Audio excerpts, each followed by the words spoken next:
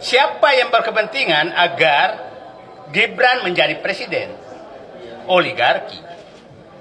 Siapa yang berkepentingan agar Prabowo lemah? Oligarki.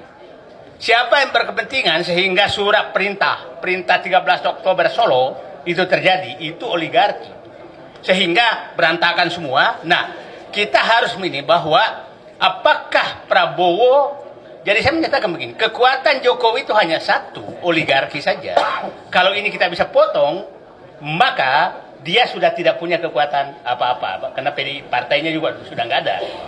Nah, jadi mohon izin saya fokus bahwa ini oligarki, negara ini harus diambil alih oleh rakyat kembali dari oligarki.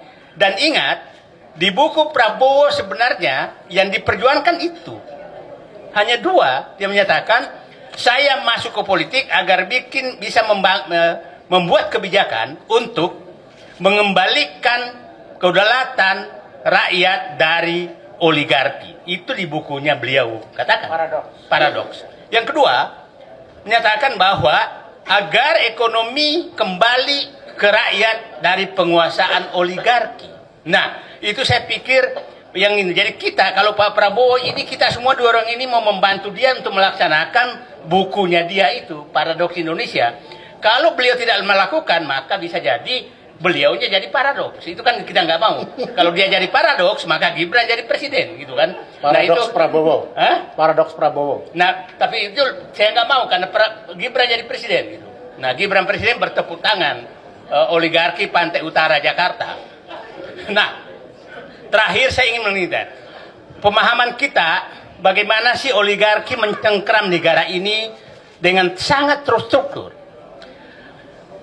Pra kemerdekaan itu oligarki itu membantu tentara rakyat memberikan makan. Dan ingat, oligarki saat itu bukan etnis yang oligarki sekarang. Saya nggak usah jelaskan supaya jelas. Jadi jangan oligarki sekarang seakan-akan berperan terhadap negara. Pada saat zaman kemerdekaan, oligarki yang etnis sekarang itu sama sekali tidak ada yang membantu tentara rakyat berjuang. Nah, Orde Lama, Bung Karno, itu oligarki yang kaya raya yang menyumbang. Monas, Garuda, itu dari Aceh.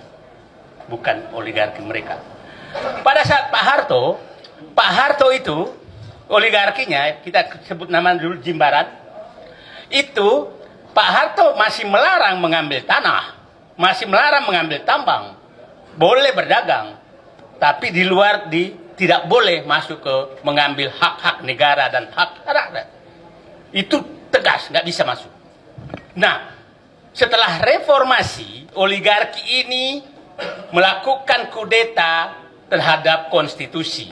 Dan kita harus paham, amandemen Undang-Undang Dasar 45 itu tidak lepas dari agenda mereka.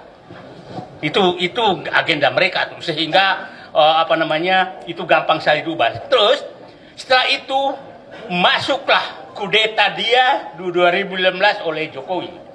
Nah, saat itu merasa bahwa ini sudah bebas sekali, maka dia ubah undang-undang apapun sesuai dengan dia, termasuk undang-undang Cipta Kerja.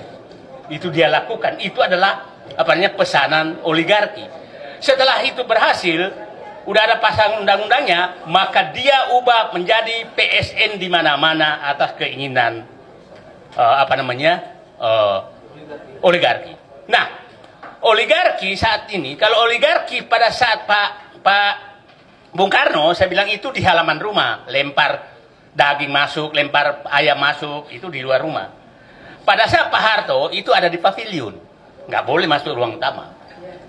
Pada saat Jokowi, itu dia ngusir penghuninya yang dia ada di dalam dapur mereka. Di dapur mereka. Nah, itulah oligarki, itulah yang Nah, sekarang dia sangat berkepentingan kepada Fufu Fafa berlanjut. Jadi, yang kita lawan ini adalah mengambil kembali kudeta negara ini oleh oligarki bersama dinasti Jokowi. Itu yang kita harus ambil alih. Dan kembalikan kedaulatan kepada rakyat dengan mekanisme yang ada. Nah, itu saya mutar-mutar semua itu yang terjadi. Coba saya bayangkan, bulan Juni, itu bulan Juni atau Juli, dulu Jokowi menandatangani, contoh saja bagaimana oligarki. Juli dia tanda tangani Rempang, kerjasama Cina tentang Rempang di Cina sana, disaksikan Jokowi dan Jinping. Agustus, Menko Perekonomian Airlangga Hartarto yang tanda tangan di sana itu Bahlil. Kita harus mulai sebut nama supaya jangan mereka terus enak aja. Nama kita harus mulai sekarang karena kita harus identifikasi siapa sebenarnya alat-alat oligarki di negeri ini dan berbungkus politik. Airlangga Hartarto Agustus menyatakan menandatangani PSN Rempang. Bahlil langsung menyatakan 22 September Rempang harus kosong. Belanda saja tidak sejahat itu di negeri ini sejak zaman dia menjajah. Kok ada orang jahat begini? Hanya sebulan rakyat harus diusir yang sudah puluhan tahun, ratusan tahun tinggal di situ. Nah, ini betul-betul menurut saya sangat berbahaya bagi bangsa ini. Kita tidak tahu, ini sedang diskusi kita di sini. Tahu-tahu nanti rumah kita sudah ditetapkan dengan PSN, maka kita digusur. Kita tidak tahu. Ya, NJOP-nya tidak. Ini semua sudah di. Jadi jangan sampai Mbak Ibu merasa punya warisan ke anak Ibu, padahal sudah diambil semua oligarki dengan Jokowi sebagai bonekanya. Itu yang harus kita inikan. Nah, itulah, coba bayangkan ada satu provinsi itu tanah izin macam-macam di provinsi itu ada 5 provinsi, ada satu tapi nggak bisa saya sebutkan supaya nanti dianggap provokasi lagi. Yang tanah-tanah yang diserahkan ke oligarki sudah lebih luas dari provinsi tersebut. Artinya seluruh rakyat yang tinggal di provinsi itu sudah menumpang, tinggal menunggu diusir. Jadi kalau fufu-fafa ini terus jadi dinasti terus, maka ini kita semua menjadi penumpang dan akan diusir oleh mereka. Itu yang harus kita harus ingat semua. Nah, itulah saya pikir. Jadi saya menyatakan Pak Deddy Storus, terima kasih. Kami tujuan perjuangan kita sama, melepaskan negeri ini dari kekuasaan dinasti Jokowi bersama oligarki. Oke, saya pikir bukan saatnya kita bersatu menyelamatkan bangsa ini dari oligarki dan memakai boneka Jokowi. Siapapun yang setujuan itulah teman kita. Itu dulu menurut saya yang harus kita lakukan.